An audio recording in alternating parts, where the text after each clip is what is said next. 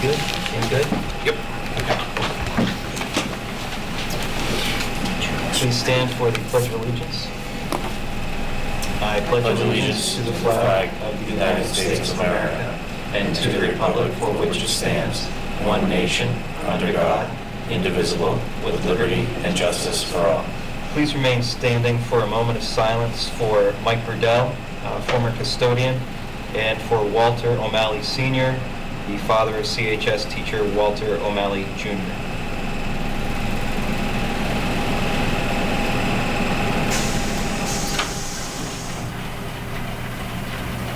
Thank you.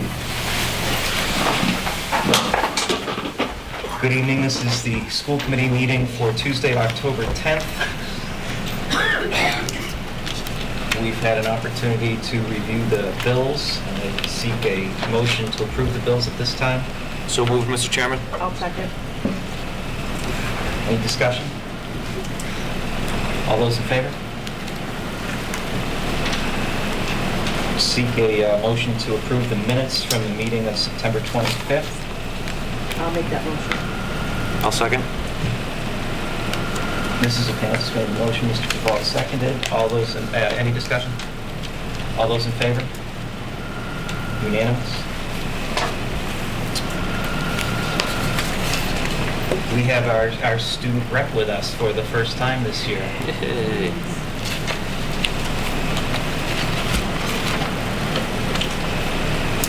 CHS held a fundraiser for recovery efforts for Puerto Rico, and in only 5 minutes of collections, almost $3,500 was raised. There will be a blood drive held at CHS on Friday, October 13th. The PSATs will be offered at the high school tomorrow, Wednesday, October 11th. The CHS Spirit Rally will be held on Friday, October 27th, and the homecoming dance will be held at CHS on Saturday, October 28th. On Wednesday, October 18th, the Marine Corps Band will play at a school assembly. And the SATs were offered at CHS on Saturday, October 7th, and the ACTs will be offered at CHS on Saturday, October 28th. Thank you. Thanks, Sam. Thank you. PTA? Pardon my appearance. I was practicing for the Ghost and Goblins run. And I went canoeing today with the 5th grade, which is a great trip. The Ghost and Goblins run is our very next event on October 21st. There's a meeting going on right now, and things are going well, so hopefully we'll have nice weather like we have had today and the rest of this week. We had our first PTA meeting, was it last week? I'm losing track, 2 weeks ago. And we discussed a few upcoming fundraisers throughout December. For the students of the elementary school and the middle school, we're going to bring back our gingerbread shop that we had we use a company called Kids Castle, and they were phenomenal to work with last year. And that'll take place from pre-K to 3 at the elementary, and then we open it as for sign-ups for grades 4 through 6, and then at the end of the week we allow the 7th and 8th grade to come down leisurely. And it's cute. They have gifts, a lot of, for my mom, for my dad. It allows kids to come in, get things for their grandparents, and shop, and do a little gift shopping, Christmas shopping for the family, which is nice. On November 18th, we're having a Mom's Day Out at the Strand. We're going to watch Bad Moms, and we have some vendors. Debbie Weatherby is going to be there with her hair products by Monet. We have someone coming with lip scents, just a lot of mom things, Traveling Vineyard, and I think Rodin and Fields. So just like a mom theme to kind of get everybody in the holiday spirit. And I think that, and then we were contemplating a third, fourth, fifth grade dance at the middle school, a holiday dance, which they seem to really like. So that gets some parents involved too at night, because we invite the parents to come, and we did have one last year, the 3rd grade stepping up to 4th grade, and it was so great to see the kids dancing and their parents out there. So that's our plan. It's wonderful. Thank you very much. Thanks. Thank you. CPAC? The CTA? So thank the school committee, Dr. Meyer. The information we pass along each meeting, both handouts, but also Mary forwarding it out to the membership. Getting some response. They feel more invested in the district and what's going on. cetera. So, but thank you for continuing this. There's a lot more information to try here, so. Thank you, Mary. Thank you, Dr. Meyer. Is there any public comment? Mr. Superintendent?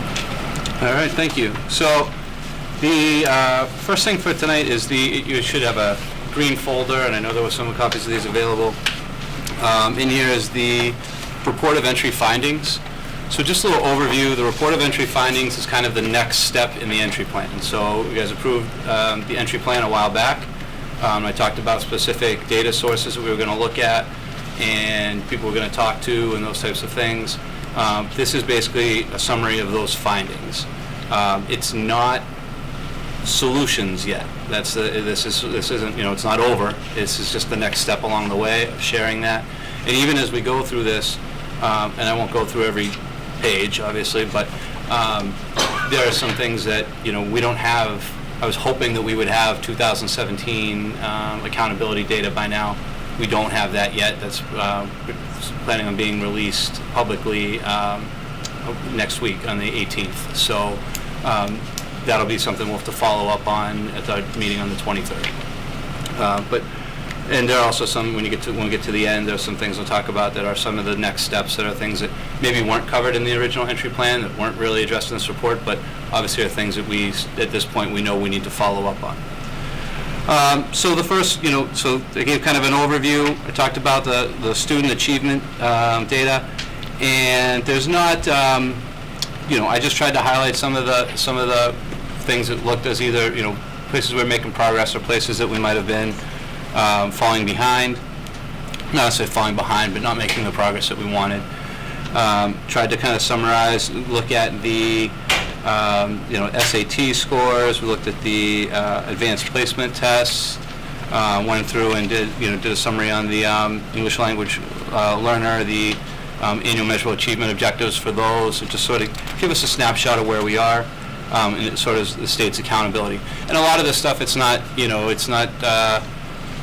terribly difficult to access this data. A lot of this stuff is online on the DESE website. It's just kind of knowing where to pull it from and trying to kind of synthesize it. And some of it I tried to update a little bit with some like the SAT scores and stuff. Some of those reports take a little while for the state to update them, but we have access to the more current data. Student indicators is the next section. So we'll start by looking at enrollment. A lot of people have asked me how our enrollment's been this year. Our enrollment right now, as of October 1st, was 1883, which is up from 1872 last year. So not a huge increase, but there's a lot of districts across the state that are experiencing a lot of decline. So it's good to see some growth there. I tried to share some of the.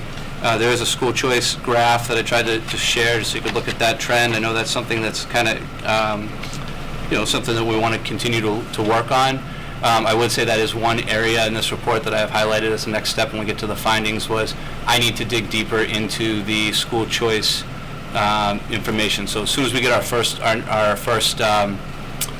report back from the DESE, that'll literally tell us the names and the districts attending and those types of things. I'll try to go back through that and really start looking at exactly what grades are we losing students and try to dig deeper into that. I did not, I did not go that deep on this scope of the report. Just tried to give some of the, breakdown in terms of the subpopulations. I think one thing they do talk, if you ever see that they have a high needs population, that's something they started recently, relatively recently, I guess, where, essentially what they were saying was, you can have one kid who is a ELL student who's economically disadvantaged and on a special and on an IEP, and now that one kid counts as 3 different subgroups. So what they try to do is sort of look at this high needs subgroup where any kid that factors into that gets counted once. So it's just a different way to look at the data. And you can see 49.9% of our students would identify, almost 50% of our students exactly would identify into that high needs category. There were some positives in terms of, I think, the attendance rate, the graduation rate, the dropout rate. Those are all exceeding the state average, which I think speaks to one of the findings about sort of the caring climate. Conversely, we have, some of our suspension rate is a little higher. We know that's something that we're working on, and we do have the Safe and Supportive Schools grant. We were working on that, which we'll talk about in a minute. And graduation rate, I think we know that there's a lot of students in Clinton who go to, who have been able to go to prestigious universities. But, if you look at, the class 2017 looks very promising. We have about 88% of the students who intend to attend college. The last kind of public data that they released for the tracking of the actual college enrollment and who actually attend was from 2014, which showed that 70% of our population in 2014 actually attended college, and that was compared to the state average of 76. So, I think that it kind of speaks to that. I think you can do anything you want in Clinton High School. What we want to do, though, is we want to make sure that we continue to raise the bar so that it's more the norm to be that successful. Then I kind of talked about the district plans and report. There's not a whole lot here about the strategic plan. It's a very lengthy report. We did spend a lot of time over the summer. This kind of just gives a snapshot of, what we tried to look at is in each of those areas, what did we feel is complete, what do we need to continue, what do we need to revise, and we'll revisit the strategic plan probably in February or so when it's scheduled for us to really start looking at preparing the new strategic plan. So this is sort of a framework or a foundation that we'll use along with the old strategic plan as we begin that process. Then I kind of went on, just sort of shared the goals of the school improvement plans, which obviously are goals that are determined to be important to the faculty and the parents who are on the school council. The Clinton Elementary School and Clinton High School both have NEASC accreditation, so we were able to look at their accreditation reports, and you could see that there were some comments. I think particularly the elementary school, there was one about references to not enough of the clearly defined curriculum outside of the math and English area. Clinton High School had some good comments about their curriculum and the alignment of the written and taught curriculum.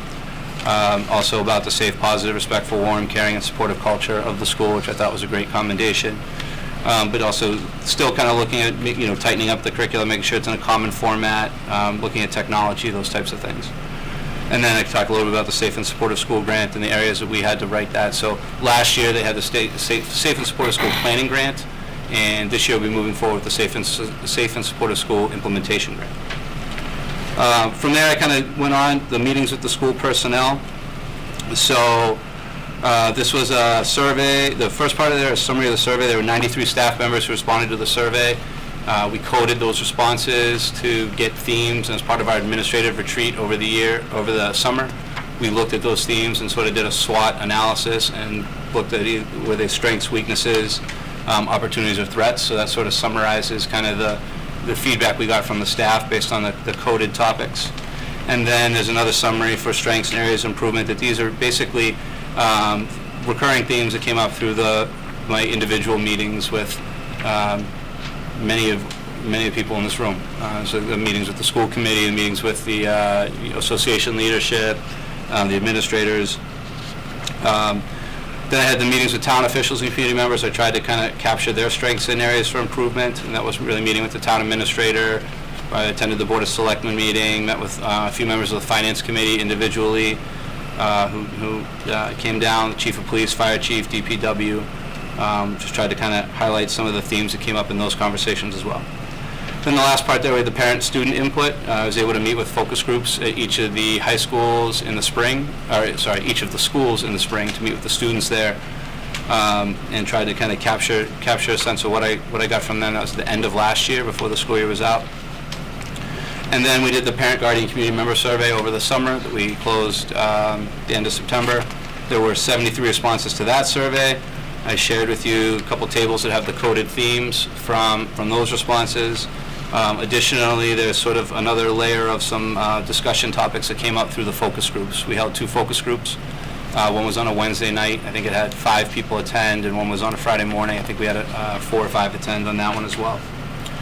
Although it really wasn't in the original entry plan, I did mention a little bit about finances, not a lot. I just kind of pulled up one of the reports that jumped out at me, which was the in-district per pupil expenditure. And I just thought it was something worth highlighting there. But I'm not going to go too in-depth because I know Karen's following up with our FY17 end-of-year financial report, so she'll talk a little more about budget, and you can ask her some questions about that. And then facilities, I mean, you can see that table is not totally filled in I have there, but I was trying to get that starting at looking at the year built, the square footage, who's in there, what's the enrollment, and then kind of just looking at sort of a metric of square feet per student, just trying to find up a way to, how would I kind of quantify that. I don't really know how to interpret those numbers yet, because I would anticipate that, a high school would have more because it's got some areas like an auditorium and those types of things that the other buildings don't have that's going to sort of inflate that. So I'm sure there's a way to parse that out into like instructional space and that kind of stuff. And then, so that's sort of the overview of those pages. And I apologize for not getting this to you prior to the meeting. I did use my 3-day weekend to make sure that we were able to button it up. But so you can read through that if you have any more specific questions. I think starting on page 14 is where I tried to summarize my findings. So that might be the things that we kind of want to look at a little bit.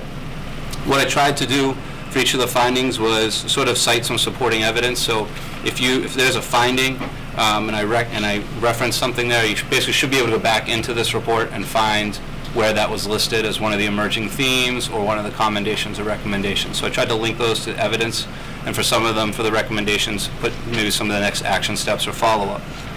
So I think commendations, Clinton Public Schools is a good school system, which is meeting the needs of the economically disadvantaged students. If you look at a lot of our data, we're doing well with the economically disadvantaged subgroup. We're a level 2 school district, which means we're a good school district. And I think that there are a lot of people who responded that way in the parent guardian community survey data. They felt this was a good school district. Doesn't mean there's not opportunities for improvement, and I think that's our goal, is to improve. But I think it also speaks to the fact that we're not in crisis mode where we need to blow everything up. Clinton Public Schools are part of a small town that has a lot of community support, and I felt that there was a lot of community support as I was meeting with the town officials. I mean, I think really every one of those meetings, whether it was the finance committee, police chief, fire chief, whoever, really seemed to be, they could all describe sort of what their connection to the school is one way or the other, whether they went here, whether their kids went here, whatever it was. So I think that generally there is support. People want to see Clinton Public Schools be successful, and I think that's important. And Clinton Public Schools has a caring staff that wants to see students succeed. And I know that might not seem like a big commendation, but that's important. It's important to know that you have caring teachers that want to support students. And I think that some of the things like the graduation rate and dropout rate being better than the state average, I think that speaks to kind of that caring environment that came up in the staff survey data, came up in the parent guardian community survey data. It was also one of the commendations in the high school NEASC report. So I think that's an important thing. Now, I think that being said, and this is one of those things that they talk about with improvement, is school improvement, is a lot of times, you have caring individuals who want to do what's best for students, but sometimes, legitimately, adults just don't know what they need to do to help make that improvement. So they're doing the best they can, and it comes off as that caring and supportive culture. So I think having that culture is good, and I think that what that speaks to is, as we try to maybe help formalize some processes and tools for supporting our learners, we're going to be able to do that.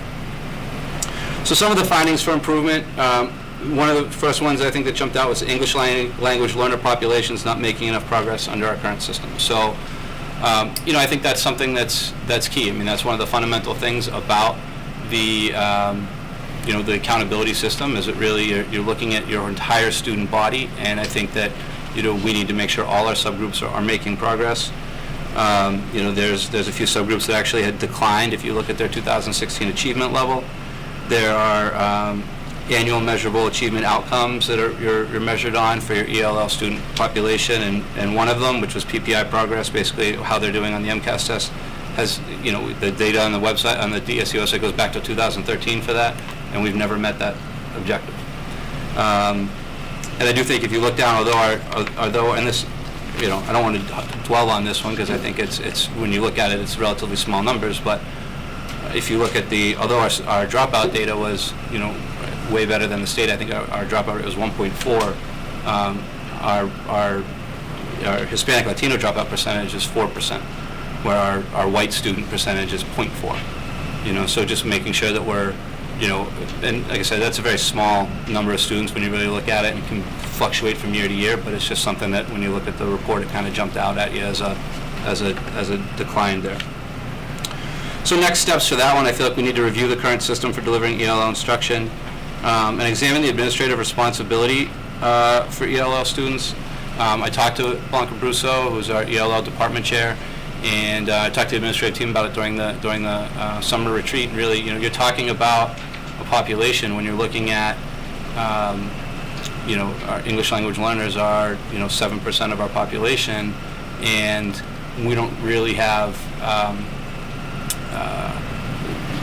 The question I kind of asked at the administrative retreat is, where's the seat at the table for them? And special education, it's 20% of our population. But we have an administrator at the table advocating for specifically advocating for our special education population, where our English language learner population, we don't. Not to say we don't have advocates in our building, in our principals, but they're advocating for a lot of things. So I think that might be something to examine. And monitoring the current legislation on ELL instruction. I know that there's some pending legislation that Tom Scott gave an update at the Worcester County Superintendent's lunch about sort of allowing kind of bilingual instruction again, and kind of some of those types of things. So we just want to make sure we're monitoring those things so we're prepared if there are changes that happen. Expectations and supports for student behavior and the code of conduct at all levels needs to be reviewed. I think that, supporting evidence for that, we have the suspension rate exceeding the state average, particularly special education students suspended at an extremely highly rate. The staff survey indicated some inconsistencies with student discipline. And it's really funny when you look at the staff survey and you kind of drill down a little bit into thematically I called it student discipline, but half of them probably think that we're too hard on kids, and half of them probably think we don't do anything to kids, So, and to me, that really speaks to the expectations. And I think that's why I kind of phrased it that way, because if we all know what the expectation is, then we don't kind of have those sort of varying differences of opinion. Meetings with town officials even kind of came up, and parent guardian community survey that came up. Specifically some of the things in the parent guardian community survey around bullying and those types of incidents. So the next step, we are applying for the Safe and Supportive School Implementation Grant. That grant's due at the end of the week. We had a meeting last week to kind of review the school-based goals for each of that. And I also think we need to have a legal review of student handbooks, disciplinary processes, and letters. We're trying to, at our last admin meeting, we really worked on trying to make sure that we are really implementing the changes that came about in Chapter 222 of the Acts of 2012 in the with fidelity, I'd say. I don't think there's anything that anyone was, blatantly just ignoring. It's just a matter of refining your processes and making sure that we kind of are trying to follow the best practices and following the law. The third one, I said there needs to be more of a focus on making students college and career ready. The supporting evidence was, the AP scores below the state average in terms of the percentage of tests getting a 3 or above, and also the percentage of students taking at least one AP course. So I think sometimes, you want to say, well, we encourage a lot of kids to take it, so that hurts our scores. But when you're kind of below on both of those, I think you got to examine that a little bit. The SAT scores, still, it's another one that they did change the SAT. So it looks like when you go back in there, you might see that last year our math, I think, was like a 503. In 2016, our math score was a 503. Last year it was like a 515. But they've really kind of recentered the test right now. And sort of in the College Board, they say 530 is essentially their indicator for college readiness. So our average was a 515. So just kind of looking at how we can raise those. Once again, it's something to monitor, but it's also something, for help us gauge improvement. But I also think sometimes you got to take those with a grain of salt, because I hope that we're encouraging all our students to take the SATs. And the college enrollment data below the state average, but once again, that was also the 2014 data that they have published. So our next steps, and this is where I came out, reviewing school choice out data. I think that that's one of the big things I need to look at next, and I highlighted that already, in terms of really drilling down to where are the students going, I know we mentioned possibly talking about looking at a survey or some sort of communication where we can try to figure out why students might have left. Just trying to drill down on and see, when kids are leaving. I think that's a big thing too. There's a lot of stuff that kind of anecdotally people say, oh, they leave in this grade because of this, or they leave in this grade but let's figure it out, with the numbers to back it up. Review vocational programming data. I do have a meeting with the superintendent of Assabet coming up next week. One of the things that I did ask him to get together for me is basically a list of what shops all of our students are enrolled in, so we can see what offerings that they're gravitating to. We also are going to talk about some other things as far as like the pros and cons and the process for if we wanted to explore joining Assabet as part of their region. Explore early college options, and I have another handout on this stuff we'll get to later, and vocational options as far as what we can maybe do to get more college and vocational pathways sort of in Clinton High School somehow, so that we're really making sure all our students are college and career ready. This one, it just says Clinton High School does not have enough of a variety of programming to meet the needs of the students, particularly in the area of foreign language. And this is something that came up in the student focus groups and parent focus groups, and really the main one was the foreign languages. I think we know that there's one foreign language offered at the high school right now, so that was a recurring theme. Was people just not necessarily definitely want more offerings that way. I think part of kind of how I phrased that was I also know that review sequence of courses and elective offerings. Part of that is going to get towards part of that is we know that we're going to need to do that in our science department right now anyway, because we know that there are some changes to the technology MCAS that are coming around, and looking at what implication that might have for our whole sequence of courses and how we build electives off of that. Recommendation 5 or finding 5, I guess. Clinton Middle School needs to be examined regarding the grade span, facility, and programming. The Clinton Middle School came up quite a bit. I know if you look at, from the parent community, guardian community survey data, it was mentioned as, something that they feel is an area we need to improve pretty much by name. And I think even meetings with school personnel and basically the enrollment and facility data, I think if we start looking at that building, I think that's where most of our attention, or at least my attention, for improvement efforts needs to go. And really, when you look at it, it's basically you have one grade that tests here, and you have one grade that tests the other building, and we have 5 grades that test in the middle. So, I think not only is it,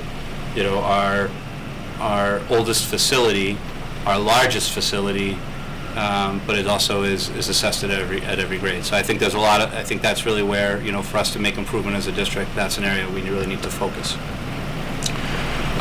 So some of the next steps, I think exploring options for the grade span. One of the things I want to do with that is I want to make sure we're looking at our attendance projections, and we'll start doing this as we get to the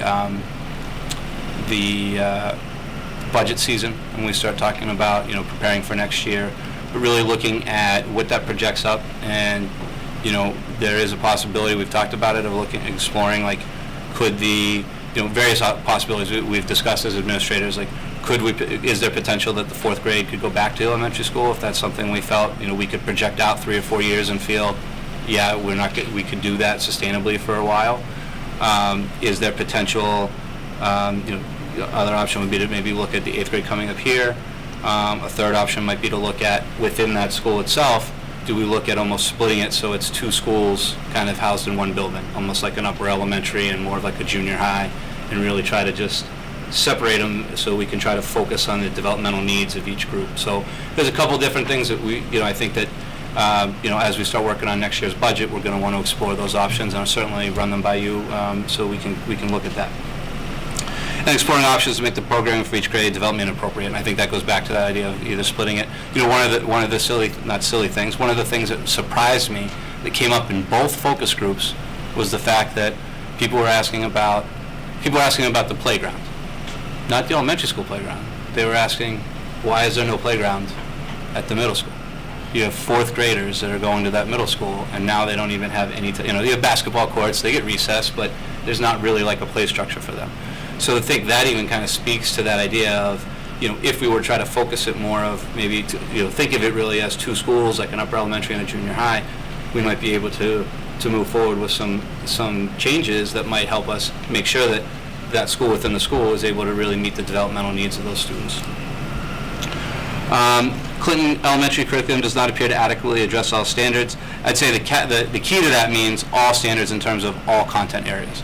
I think that the curriculum actually is well developed in terms of the math and reading. We had the foundations program presentation the other night, but I think just like, and I know that it's the history that was kind of the ebb and flow that went through most school districts, right? As soon as accountability data started really kind of tightening up, a lot of those things went by the wayside, and it was just focused on math and English.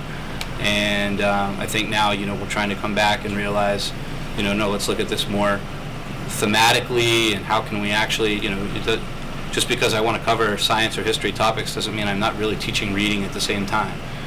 So I think, exploring and making sure we're adequately addressing all the standards. And expectations for staff are not consistent. That came up in the staff survey, meeting with school personnel, parent, guardian, and community survey. Sometimes that came up a little harsher. People might say things like, things like nepotism or favoritism and that kind of stuff. Others, it was more just sort of referencing the fact that, different buildings sort of might have developed kind of their own sort of standards that over time have sort of drifted apart from each other. So, and I didn't really get too much into the next steps. I said, we talked about this already, and it's a district goal of ours, that clarifying the expectations.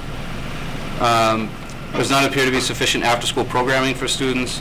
That came from the student focus groups, parent guardians, community survey, and even meetings with school personnel about, wanting a desire to see more options for after-school programming.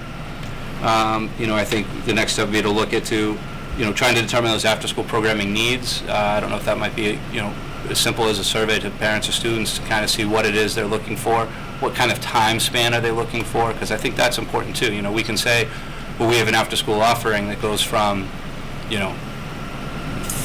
o'clock to 3:30, and they might say, well, what's that do for me? Now my kid just missed the bus, essentially, So looking at what is it that we're really looking at to kind of meet those needs. So determining those needs and then exploring those options is how we want to move forward. Number 9, there's no current capital improvement plan or preventive maintenance plan for the district. And I think some of the concerns over the maintenance and the capital improvements pretty much came up from everyone, right? Whether it was the students, the parents, the school personnel, even the CHS NEASC report mentioned that lack of a plan. Fortunately, the next step is we're working with the town to hire the director of facilities, and hopefully we'll work with the director of facilities to, Mike and I, as we've been going through that process with the finalists, it's really talking about that's going to be essentially the first charge, is to come in and know the buildings and work on developing a capital plan and a preventive maintenance plan, and then those plans are going to help shape the needs as far as staffing and equipment and stuff moving forward for that department. Number 10 was there was a perceived lack of communication, particularly regarding the budget process. I heard a lot of that from, from the town officials, is that it seemed like there was a lack of communication about the budget process, and I did try to put the word perceived, because I don't think that, I don't know to speak to anyone's intentions as far as anyone trying to not share information. I just think sometimes, we can present something at our committee meeting and we think we're being transparent about it, but if they didn't watch this meeting, then they don't know. So I think, we just got to be careful and just make sure we go out of our way. Maybe it is even something, Paul just mentioned us sharing information with them. I mean, maybe we forward our packets to the selectmen. That could be an easy thing, that they at least have it and they can look through it. And that literally just came to me. So if you think that's a terrible idea, let me know. But exploring those options. I also put in there the internal controls review of the accounting practices and working with the town on new accounting software. Because I do think one of the issues we do have with our financial data right now is the lag time. In previous districts I've been in, sometimes you've been able to have more real-time data, which allows you to more confidently share information, because you're sharing correct information. So if you're, I don't want to give you a report every 2 weeks on finances when you know, we don't have every single warrant captured in the data yet, or we don't have everything encumbered yet. So right now, I know it's been doing more of a quarterly catch-up that we've been doing. But we could make those probably more frequent and share that a little more frequently if we we're streamlining it, and I think using some of those things better. So I think we're already working on that. I think with looking at Masbo or whatever vendor we ultimately decide to go on. And the use of instructional technology, while it's improved, is still lacking. The people who were brutal about that were the students. They asked if they could be professional development for the teachers and how to use Google Classroom. But we had the staff survey, meetings of school personnel. I think it came up in pretty much everywhere, and I think everyone knows. And I think it's an area that a lot of people want to see improved. I think it's also one of those ones that you're always balancing those fiscal constraints you have. But I do think we need to make sure we work with Mike, develop a 5-year technology plan, and to provide that professional development, so that if we have the technology and the access, that we're using it. So that's pretty much like the summary of the findings that I think this data showed to me. I'd certainly say it's not necessarily all encompassing. Just because something wasn't in this report doesn't mean it's not an area we don't need to address. But I just think that when we look at the entry plan, the way it was mapped out, the data sources that we had, how that kind of came about in this report, and when I kind of went through to try to triangulate findings and come up with them, these are the ones that I was able to validate through multiple data sources. So, I can certainly talk longer if you want, but otherwise, if you have questions, I can take any of those. I'll just start by saying that this is a tremendous step toward looking at a long-term plan, and I appreciate all of the effort that's gone into it. We see in our meetings with you that you're committed to being able to see and live all of the great things that are happening in Clinton Public Schools. But this is a document that shows how important building those relationships are, and I think the work that you've done in terms of an entry plan, a transition plan, is everything certainly that I've hoped for in terms of being able to come in and with your past experience and with your eyes, different school systems, to be able to look at this comprehensively, and it certainly is comprehensive. So I'll open it up to any questions that you might have. A lot of homework. It's good. It's great. So, I thank you very much, because I think a lot of points that came out of this report are things that we've stumbled upon along the way, but it was nice to know, where certain people in the public feel, where our staff feels. And it was really nice to see it being supported along many different areas of sources that you shared with us. And I don't know if this is appropriate, but one question I have is you made mention about the 4th grade, you made mention about the 8th grade, and then we talked about dividing the middle school potentially into 2 buildings within one. I think those are all great ideas, but one thing that I'd like to see us look at as well is, can we look at moving the 4th grade back to elementary and still move the 8th grade up to the high school and have a 5, 6, 7 middle school, with looking for the central office to come up to the middle school, with using the current central office for some alternative school options. So I don't think any of those things are off the table. But the reason why I bring it up is I don't want us to look at it as, okay, this or this. Yeah. It's just our solution A is only to bring 8th grade up, or solution B, 4th grade. I'd like to look at the whole big picture of maybe it's time to do a complete restructure. Yeah. And I agree that I think and I think you've mentioned this before, really trying to come up with this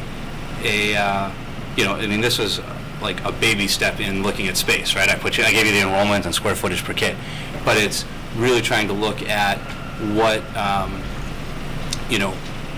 how can we most efficiently use all of our space? And I think that's going to tie right back into ultimately what's the direction we want to go with the fire station? Or what is the long-term future of the central office building right now? Those types of things. So I think that, I certainly, I guess it's noted that it's not, we're not already limited to 3 choices. It's No, something that- and thank you, and Yeah. I just want to bring that up now so Yeah. that, that we're thinking outside the box with what we can do, and I think a lot of your ideas you shared with us are thinking outside the box. I just want to Really get outside. really get, well, I find it very interesting, being new to the community. A lot of what I heard when I ran for school committee was about the middle school, and then to see this come out in the report as well.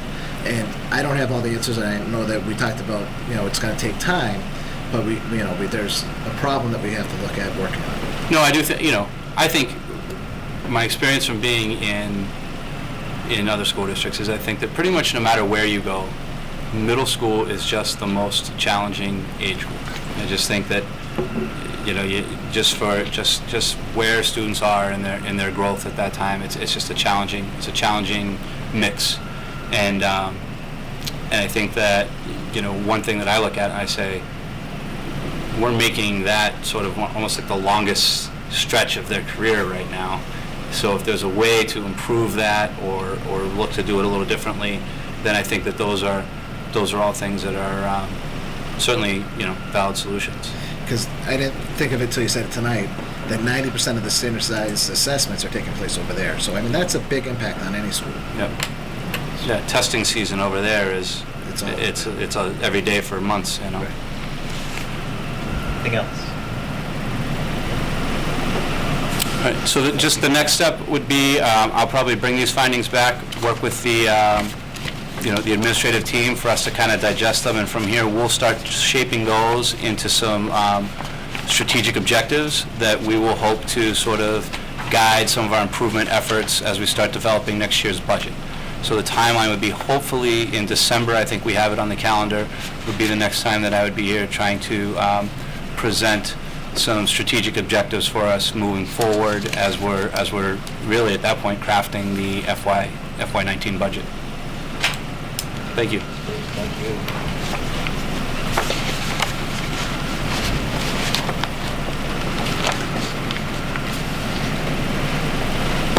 All right, I think next agenda item is the financial report. So if you're okay, Mr. Chair, I'd like to turn it over to Karen.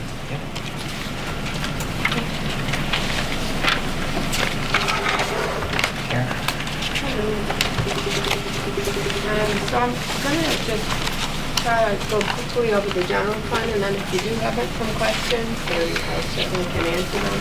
But I'm not gonna go page by page. Okay. So if you're just looking at the first summary page there, okay? And Karen, sorry, just before you get started, can you tee this up a little bit, that what you're reviewing here for us is the final FY17 Oh, okay, yeah. budget? This is the final budget report of the FY17, okay? The total expenditures for the FY17 were $21,474,647 of the total FY17 budget of $21,477,701. There's a balance remaining of $3,054, which will be returned to the town.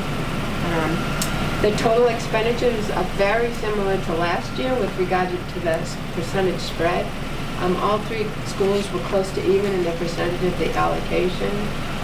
It was 15% district-wide expenses, 15% elementary, 15% middle, 14% high school, 33% special education, and 8% vocational. The vocational was exactly the same last year, it was 8% of the budget, and sped last year was 35%, so now it is at 33%. The vocational, we did have some savings on the vocational. We only had 92 students this year in FY17, and we had budgeted for 100. So there was a little bit of savings there. The 8% of the vocational is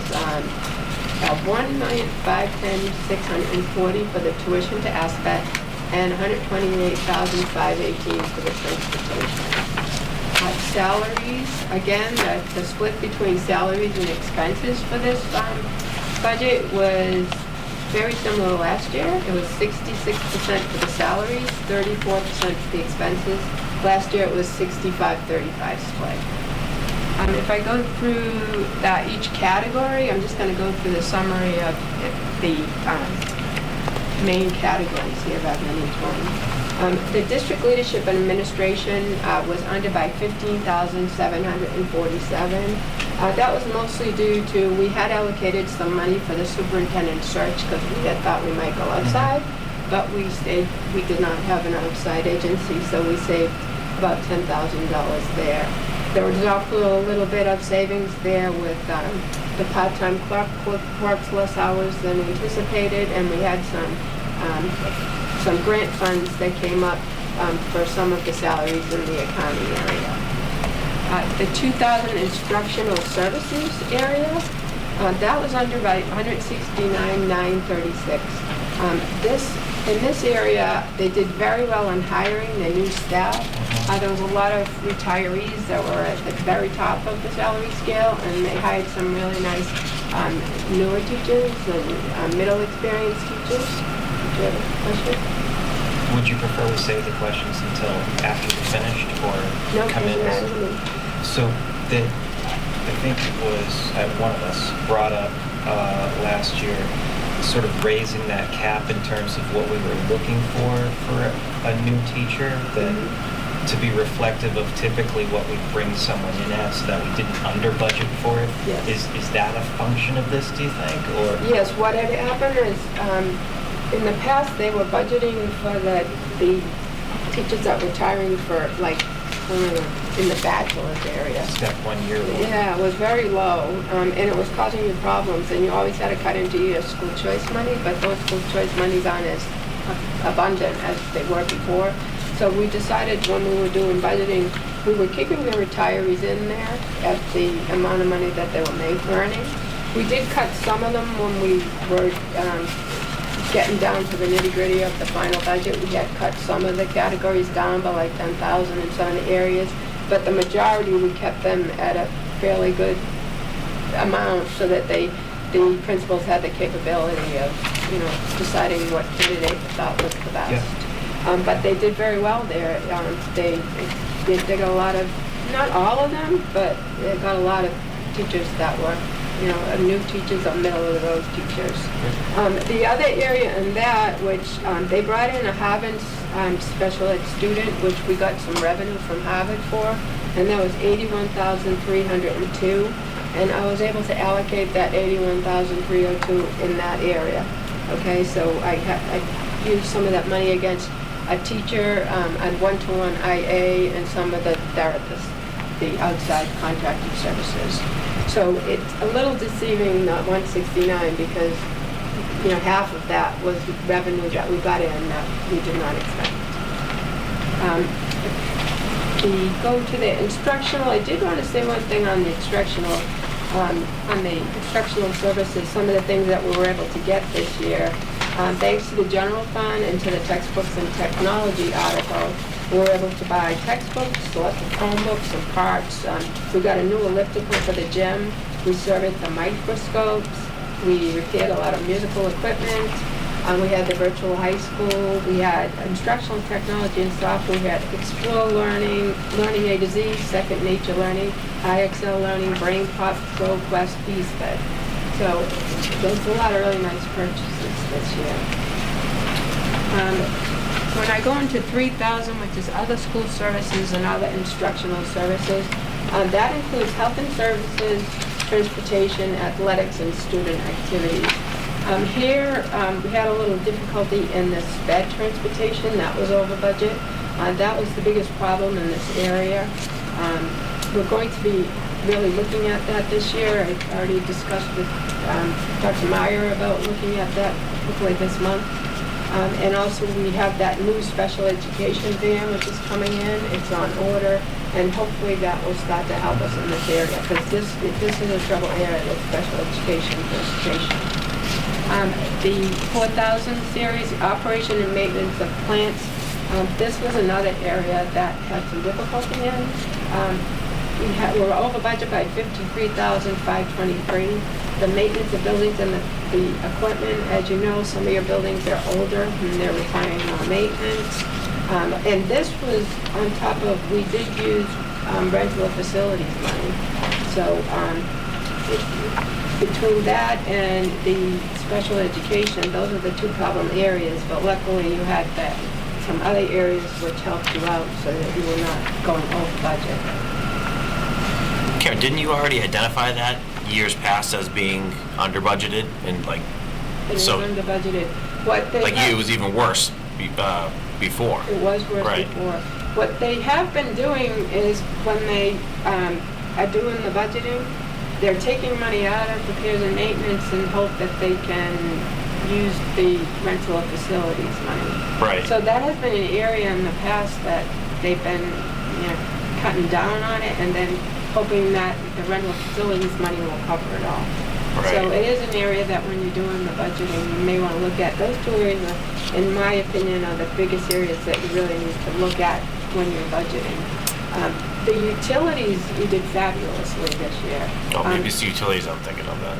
Utilities was a big problem in the Okay. past. What they were Right. doing was every year they were just adding a percentage into what they were, budgeting in the past. And we totally changed that. So now I have Tradition Energy, which is a consultant that we use. Okay. And she not only helped us with better rates, but she also, I work with her on budgeting. And we're really good on budgeting on the utilities this year. Okay. Okay. There's one note on the utilities, the telephone, we have been getting E-rate monies for the telephone, but that's going away. They gave us a 5-year plan, and so we have this year where we're going to be getting 20% of the voice services with E-rate, but then next year it will be eliminated. So that's another area. The only other thing that I wanted to say in this area was the programs with other school districts, which is where you have your out-of-district tuition. It appears that that was a problem area, but it really wasn't that far over budget. What was happening here is because we were able to get that Harvard student tuition, and I was able to allocate that $80,000, and then we also got reimbursements from the state for the homeless transportation and for the vocational transportation. I did not have to use all of the circuit breaker that I had budgeted for. So we had budgeted for $750,000 of the circuit breaker, but I didn't have to use it all due to those two savings. With regard to the general fund, that was all day unless somebody had any questions. Again, thank you for the level of detail here. It's very much appreciated to not only know what the numbers are that you're speaking to, but then the detail below it. So, any questions? Yes, I agree, it was very thorough. I did have one question, because I know every year we struggle with the sick leave buyback. But what we budgeted for 2017, did that cover all of the retirees? No, what we did on the sick leave buyback is you had 3 years to pay that back, and you had a couple of years that you hadn't paid anybody, so we had to catch up a little. But now we have I do have a copy of it. We have a spreadsheet where as soon as we get the people that are going to be getting the buyback, we immediately put them on the 3-year plan. Oh, okay. So for the next few years, it's already set on what we're going to need, but we did have to catch up a little. But that seems to be straightened out now. Unless It's we have a very huge much influx budgeted of on the retirees. 3-year plan. Okay, so that doesn't seem to be a problem. I mean, you still have cost that is there. Is this on the website? The budget, this budget? This is not, but I can put this report on the. Yeah, I think we on can the put this website. budget and probably my report entry findings, make those both available on the website if anyone Okay. wants to see. That's all right. And then some of the other things I did want to go over, I did give you different pamphlets on some of these areas. The circuit breaker. Before we go to circuit breaker, can I ask a quick question? Looking at the athletics, I was looking at the total function on page 6.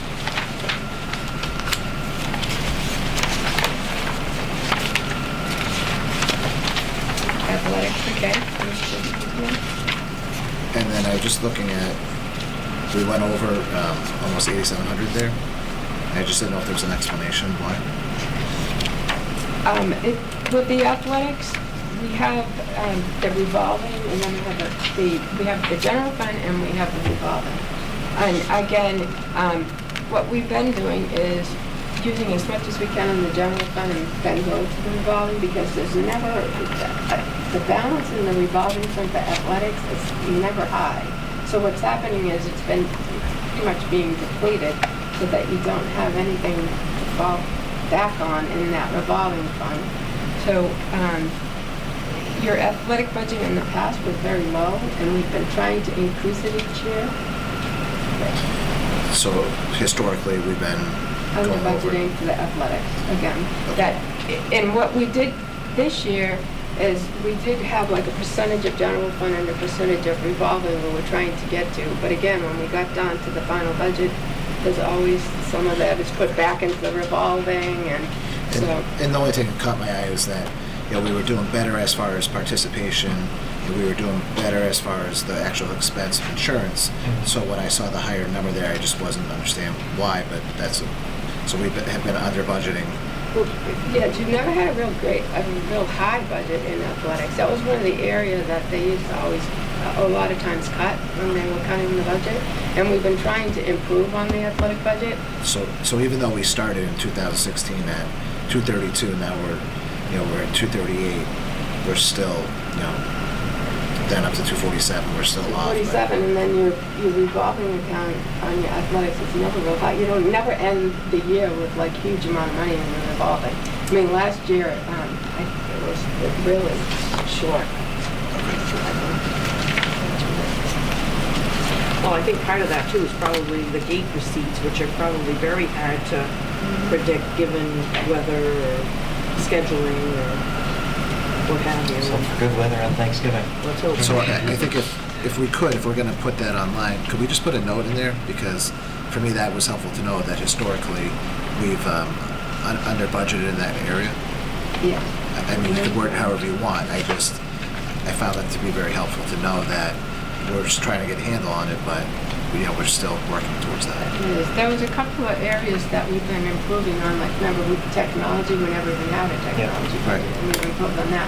Athletics, we have been trying to increase it each year, but it's still as well. Thank you for your explanation. On the chart of the revolving, we'll have what we started the year with, and it's never really high. I mean, some more than some. I don't think last year was only a couple thousand. This year we might have ended it with like 10 to 12,000, but it's still not real high for an athletic revolving fund to be ending the year with that. Thank you. You're welcome. I'm just going to go over a couple of the areas, the revolving and the grant. So with Circuit Breaker, this year, we started the year with the beginning balance of $581,318. The circuit breaker reimbursement was $848,371, but that was down $158,895 from last year. Part of the reason for that is we didn't get extraordinary relief this year, and we did last year. Then, as I told you, the circuit breaker tuition that I applied towards it, I applied $659,563 with the ending balance of $771,25. The ending balance is larger than FY17. But we allocated $995,097 of sped tuition against the fiscal year 18 budget. So we did want to keep as much as we could in that circuit breaker because we knew we had budgeted the $995,000 for a circuit breaker in FY18 budget. And not only that, the state came down with only 65% reimbursement. So our circuit breaker reimbursement from the state is also $73,815 less. So it's lucky that we ended the year with a little bit more money in the circuit breaker. The school choice, the numbers are average about 71 students to FY17. That's down 9 students from last year. I did give you a history of school choice in your packet. I know the school committee members that have been here before have seen that history, but I did put that into the new members and for Dr. Meyer to see how much we've improved in the school choice. We have so many expenses in there now, and now we only have 6 teachers, which is a great improvement on that. We ended the year with 181,000 in there, but that we do have 6 teachers that we're going to be using that money. The Medicaid reimbursement, that money is those funds go directly to the town, but I just wanted you to see how much that's improved. In FY17, the Medicaid reimbursement is $306,538. And that, if you look at the history, in FY14, it was only $121,392. So it's a huge improvement in the Medicare. That was not only, it's better reporting that the administration office is doing, there was some state changes in their costs, the indirect costs. So it was multiple things that make that happen, but it's good for the town. They get a lot more Medicaid. And East Med will help you with that as well. Excuse me? East Med will help you with that as well. Yeah, yes. E-rates, this year we got $65,000 for that. It was 40% reimbursement for voice services and 80% reimbursement for the internet and firewall. We did not get Category 2 this year, but that was planned. We have a 5-year plan for Category 2. Last year we got the switch upgrades, which was $123,000 that we got from the E-rate.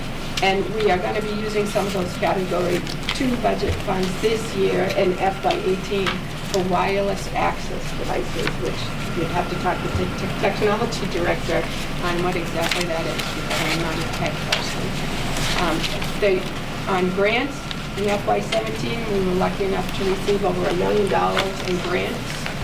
Some of the expenses that we were able to purchase with those expenses, with those grants, we had teachers, we had IAs, we had the ESL summer program, we had mentor stipends, contractual services with PD, we had supplies, we even had a pressure steamer for the school nutritional program, we had the CHS financial ed fair, and we had security cameras. Some of the other revolving funds update, the food service update, I wanted to give you an update on the improvement in the collections this year. In March of 17, we had $17,800 of uncollected for the food service. In May of 17, it was down to $15,900. And as of the last October 17th that I got from Nan, it's down to $10,938. So we're doing better than that. That's It's a big great. improvement.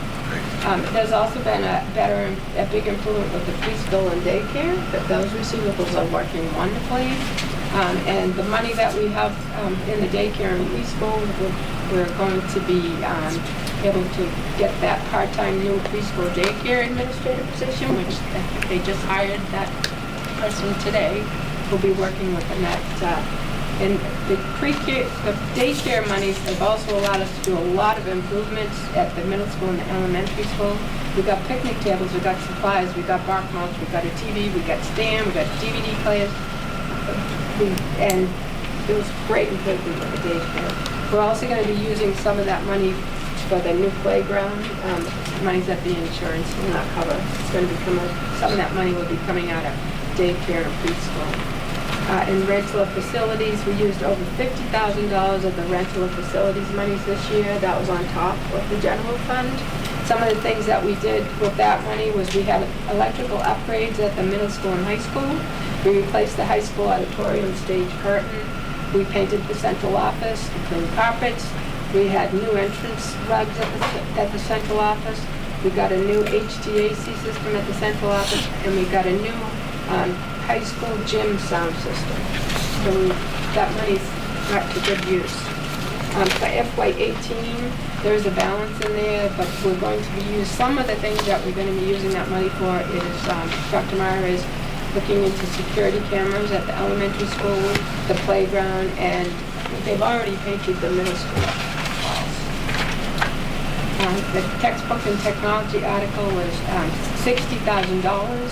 This year for textbooks and technology, there was $13,378 left at the end of June, but that's already been spent. We've already spent all that money.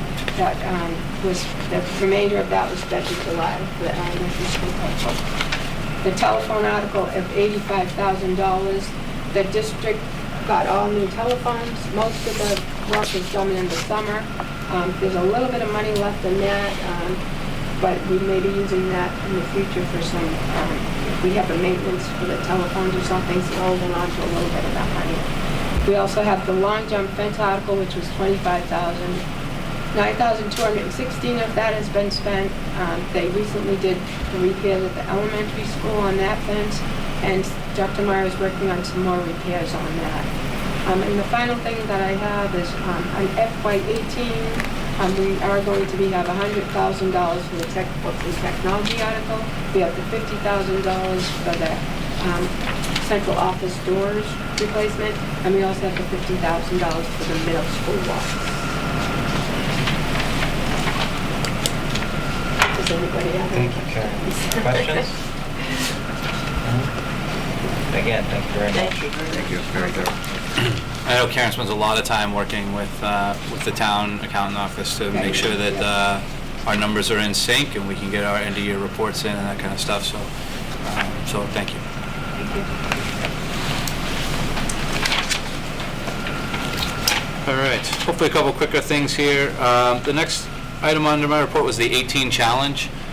So the 18 challenge is basically going to be a challenge to the class of 2018 and to our staff, potentially to the school committee, to do 18 hours of community service this year. And we've been working with Ms. Welch's business class with some students. They're working on some marketing materials for this. Our plan is to kick it off around November 1st. So we'll probably invite them to the October 23rd school committee meeting so they can give you a little update and share some of their promotional materials. Working with them, really try to design maybe some incentives. We're trying to come up with sort of some class goals, like if the whole senior class hits 90%, what are we going to do for them? We do a cookout or something like that.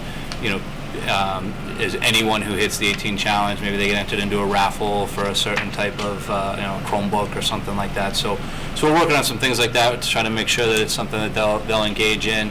The class advisor's been very supportive of it, I think it's kind of a neat thing, and we'll just try to see if we can get out there. And I think part of challenging the staff, I think I've mentioned before, it's twofold. It's sort of a way of us maybe trying to find a way to get some of our staff who maybe aren't as involved, to try to help them figure out where they can get involved, but also an opportunity for our staff who are very involved for an opportunity to kind of share that information so that we can kind of brag about some of the things that we do well. So it's kind of a little bit of trying to push and a little bit of marketing too. So you'll be seeing that coming.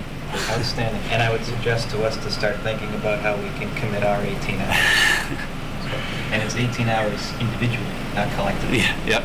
It's each individual. Outside of the service to this board. Well, I don't know. I guess you guys are all volunteers here. We did try to make the caveat that it can't be, for like personal gain. For example, I can't count, coaching my kid's soccer team unless I can honestly answer the question, would I be here if my kid was not playing? So. But it's service to the Clinton Public Schools or just service? 18 hours of service? We're trying to do 18 hours of service. We'd open up to the community, but really we're trying to focus on the community. It's a great idea. The next one, appointment of a part-time CES school nurse. So we did have a posting we were trying to fill. It took a little while to try to work that out. It was a part-time position, and we did appoint. I offered the position to Patricia Trauman. She's previously worked. I think she's worked at Neshoba. She worked at Maynard. I think she was actually a school nurse leader at Neshoba for a little while. So she'd be coming on. So she does have experience. We kind of tried to work sort of an agreement with her. She'd be at 20 hours a week, but also we'd be able to kind of use her experience to potentially cover for other buildings or something if a nurse was out, or to assist with screenings and those types of things. And obviously certain days she might work longer if she's going on a field trip or something like that. So really this is one of those positions that it's kind of, I don't know, it's kind of, I think, one of those roles that just happen to stay on the books, but the school committee's supposed to appoint the nurse, so I don't know if I guess we'd be looking for a motion to accept that appointment. Our responsibility, I think, with nurses is just advise and consent that if the superintendent has put a qualified candidate in front of us, we can make the motion, but we really can't deny the motion if the person's qualified, if that makes sense. So would anyone like to make a motion? I'll make the motion. I'll second the motion. Any questions? Comments? All those in favor? All right, thank you. So program updates, the Innovation Zone application and financing. So there is a sample contract in here. Actually, Karen's been doing a lot of work with this company to try to get them all the financials and everything they needed. So at this point, I just have this sample for you. We'll get the official documentation and the official language for you to vote at a future meeting.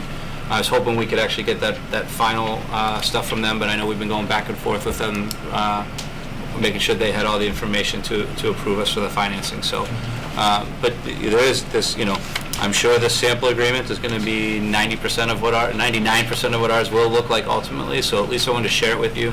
So if you have any questions, and like I said, I will be in the future, asking for a formal motion to approve the financing, and they have a specific wording that they can help us with too, so we do it the right way. But since we don't have those numbers yet, we'll put it on a future agenda. CTE Perkins programming and early college programming.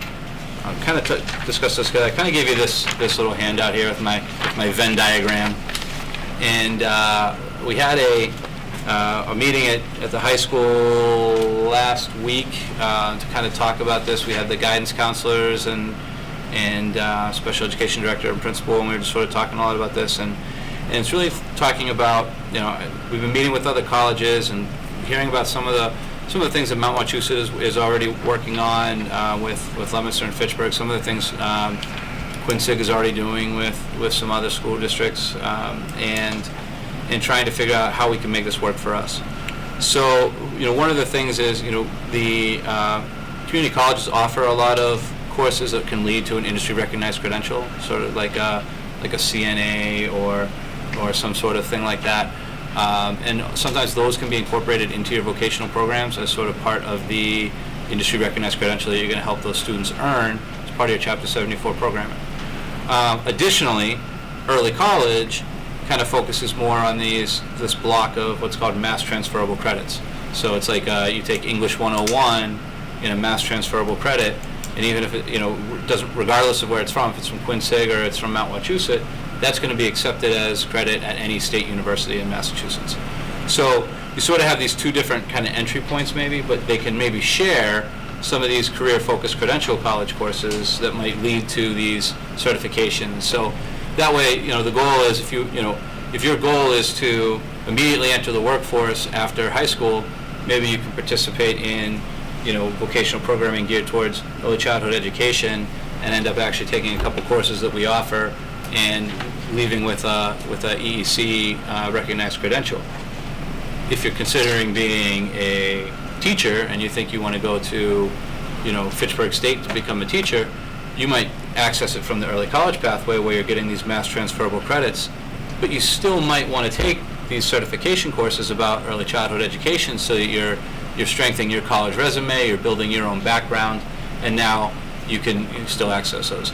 So that's a way for us to maybe try to offer maybe some more of these type of credential type programs, because really when you look at our class of seniors, we got to be careful. If you start getting too specific for each program, you're going to have 3 kids in each one, and that's just not going to be sustainable from a funding standpoint. But looking at ways to kind of, I might get a lot of kids that are interested in mass transferable credit that then might take these industry recognized credential courses in different areas, and then if we've got other students who are kind of coming through sort of a vocational sort of pipeline aiming towards those paths, then now we can sustain those multiple areas. So some of the examples just from meeting with these people, obviously healthcare, certified nursing assistants 1, information technology and networking is another area that a lot of schools are exploring, and there are different credentials that you can earn through a few courses in that to kind of help you stand out and become employable. But also, if you want to go to MIT to do computer programming, it doesn't hurt you to have those. Cybersecurity, early childhood education, which I think is a natural one for us to pursue with the preschool program right in the high school. And then really look at something like advanced manufacturing, quality assurance, that type of area. We are hoping to have a workforce development breakfast. I've reached out to the Chamber of Commerce and Phil Duffy And the date we kind of picked at the high school meeting last week was December 7th. Trying to have it probably here. What we do is invite local businesses to come in. And really the purpose of that breakfast will be to kind of identify three main things. One would be, what are the skills that you think that our graduates would need to be more employable in general? Specifically, maybe trying to get some feedback on, is there a foreign language that would be beneficial for our students to know, to be employable in your company? The second one would be, are there specific vocational skills, so that we can kind of break down and look at what we might want to target here. And then the third one would be, if your company is going to be interested in supporting sort of like a work-based learning, where we might send students out to be work on your site. So hopefully we can get some feedback from the community, so that really we're preparing the students in Clinton High School to be successful, productive members of the economy of Clinton. So that's sort of an update on that. So I kind of summarized the two together, because I feel like for this to be successful given our size, there's going to have to be a little overlap, hence the Venn diagram. All right. Facilities, all right, keep moving. Ash Street Playground, I think, is coming any day now, right? They said, In October. yeah, that's any day now, I think, at this point. Yeah. But yeah, so that install should be, I think it was like the 16th to 23rd or something was the timeline. So yeah, so probably next week, they'll start doing that. Security cameras, like I mentioned last meeting, we did have one quote already. I have met with two other companies to try to secure the three quotes. We've done the same, Mr. Rule and I have done the same walkthrough, expressed the same concerns to each company. I'll tell you, just from doing the walkthroughs, they have some different ideas to do different things, which is great. And it'll be interesting to see kind of how those quotes come back and what it looks like. Do you have any idea, and I know you're just getting the initial quotes, from the time the playground's put in until the time the security camera's put in? I don't know what the, yeah. You know, I mean... That's why I'm trying to get that's why I'm trying to... Yeah, that's, I don't want to here again, we might have the great idea of moving the playground. Well, we do have there are 4 cameras out there right now that the Little League did put up, that I think if we kind of make sure that we're strategically aiming those, because that was one of the things that came up, was that one of those had been turned, that if there is a little dead time there. But yeah, I mean, I think that's the worst fear, right? You put this brand new thing in here and it's not, so we'll see as soon as we get the quotes in, though. We'll try to probably just go with the lowest one, or we'll go with, not necessarily the lowest one, we'll go with the one that I think is the best quote. And, but I'll bring it back to probably hopefully the next meeting or so, and we can make a decision of going with it. And then I don't know what their install time is exactly, but they know that that's one of my main priorities. Is we have a nice new investment coming in here that was just vandalized, that we don't want to see that happen again. Or if we do, or if it does happen again, we want to catch them and get restitution. Thanks. Because I don't really want to keep building playgrounds. Fencing, we did have a follow-up tour with them. As I mentioned last meeting, still haven't got a quote. I guess they were in contact with Casey to just go over a couple different areas, get a couple different pieces of information. So they are working on that quote. We'll see what that comes in at, and see what we can handle from the warrant article. And if there's any additional parts that are above and beyond that, I'll bring it to the committee to see if that's something we want to pursue. Solar panels. I'm sorry. Yep, sorry, go ahead. No, I don't want to drag this out any longer than it on that fencing, back behind where the Ash Street field is, there's a gate back there. I don't know if it's just off the hinge. Can you have, well, you mentioned Casey, can you have Casey just look at it and see if it's, if it's a quick fix, or if it's, $100, whatever. I mean, I want to build a new fence. I just don't know what it is, but the gate won't shut, which is, there's no security on that. They just go, You're talking about the one, like, if you were coming down Ash Street, that's right there? Asheville 1 or 2. The field right there. And then you go through the fence to get over to the other field. Okay. That gate won't shut. So just, if you would, I just saw the other day, just so you can take a peek at it. I think it's part of the whole fence. Solar panels, we did sign the letter of intent. I think they have contacted companies, or the companies contacted the principals, right? Someone sent you an email working on scheduling something? So they're starting their due diligence process of setting up visits and coming out, and we'll keep you posted as that goes. And the fire station, I think, I guess the only update I really have is fire station. I talked to Philadelphia Rotary today, And he did get some stuff back from one of the architects, and he was going to give me those files so that we could look at those. And then he said we'll catch up at another date to kind of go over what they have already. But besides that, there hasn't been a ton of progress. But I know we want to keep that. We don't want that to fall off our plate. Right. I think that's it for me. Do we have anything new from we may not have anything to report out on these two subcommittees that we have right now. Anything new from marketing? No, nothing at this time. Okay. Anything new from the policy subcommittee? Not at this time. Okay. All right, I will say that with regard to policies, it's that, we have the opportunity to attend the MASC conference, and so, for all of your efforts, we may have a whole armload full of policies coming out of that as well. So, anything under old business?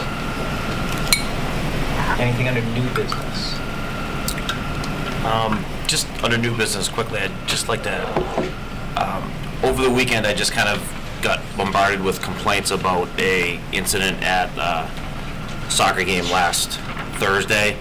I wasn't there, I can't attest to them, but I just want to let everyone know here, I did put together a list of those complaints and sent them to the superintendent for him to review. He may already be looking into what some of those complaints were. Like, again, I don't want to state publicly because they may. I can address that. Okay. So yeah, there was a mix-up, I guess, on the Thursday night Pink Night girls soccer game where, for whatever reason, there were no officials, and that led to some other kind of just confusion from there. You had two teams, you had no officials, and trying to figure out, do you send everybody home or how do you move forward? So I know that, Mr. Hastings and I met with Mr. McGrail on Friday just to try to kind of assess kind of how it transpired and what we needed to do from there, just working on things as far as, how the game was going to be recorded, what implications did that have for any of the other, myriad of things that are going on behind the scenes. And then we've been able to have some contact with Lunenburg to try to kind of work on that. I know Mr. Hastings was in touch with the Lunenburg athletic director and principal and expressed our apologies and really sort of our embarrassment for that mix-up. And I think that we're working on just taking the appropriate steps to address the concerns and work to make sure that it's not something that happens again. And I think it's unfortunate. I don't think no one had any intent of trying to make that night not a very special night. But obviously, sometimes things happen, and we need to respond to them and just do the best we can to make sure that we move forward. So, I don't know what good it does. I guess I feel badly, and would apologize to both girls teams, for Lunenburg and to our girls. I know there was a lot of effort put into that game. They were decorating, they were excited. There was a night game. There was a big turnout. And I know that they were a little deflated when all of a sudden the game sort of had more of the kind of just felt like a scrimmage. Obviously I understand that, and I think that we're taking steps to address it and make sure that it won't happen again. And I think at this point that's about all we can do. Right. And apology is great, and I agree. Just whatever we have to do to ensure that nothing like this happens again. But one thing, can we also just try to think over the coming weeks or so? Is there anything, I know we apologize, but is there anything that we could do to kind of, make up for it? Yeah. Maybe there isn't, but, they had that nice fundraiser.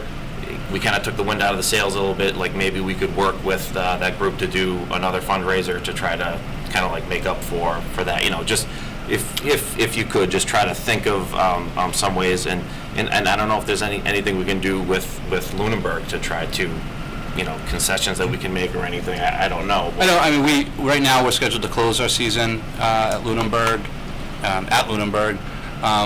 We have talked about potentially, do we try to either maybe move another afternoon game to a night game to try to give them more of a, or, you know, but a lot, right now, we're still trying to figure out some of the logistics with the Lunenburg officials as far as, you know, are we going to try to schedule an additional game with them or anything like that? And if so, you know, that could be a game that's kind of added to the season, that's a night game.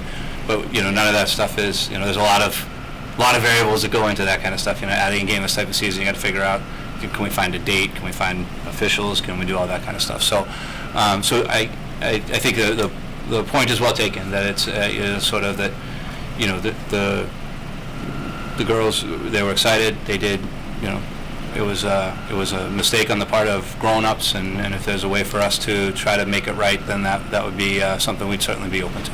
Well, I commend you for, I mean, you're definitely on top of it, and I commend you for that, and for the accountability that you're, you know, that you're administering to this issue. So I appreciate that. Thank you.